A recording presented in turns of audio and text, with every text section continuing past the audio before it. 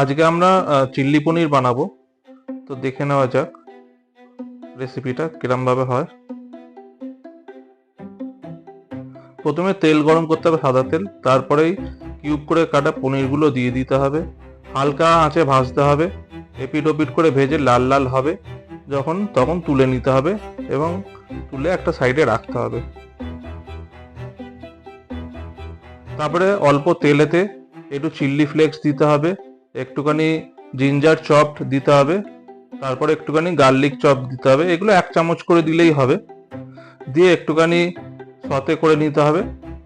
Golden brown হলে অল্প একটুখানি চিনি দিতে হবে, 1/2 টিস্পুন মতন। নুন অল্পই দিতে হবে, একদমই সামান্য, কারণ অনেক রকম সস যাবে। তারপরে স্প্রিং অনিয়নের কিছু অনিয়নের পার্টগুলো প্রথমে দিয়ে দেবো, যেগুলো একটু শক্ত থাকে। দিয়ে হালকা ফ্রাই করতে হবে। গোল্ডেন কালারের কাছাকাছি এসে গেলে বাদ বাকি যে ভেজিটেবলসগুলো আছে, অনিয়ন, ক্যাপসিকাম আর গ্রিন চিলি চপড করা, সেগুলো দিয়ে হালকা করে নাড়াতে হবে। আমরা এখানে একটুখানি আজিনামোটোর ইউজ করেছি, এটা অপশনাল, কেউ চাইলে করতে পারে, নাও করতে পারে।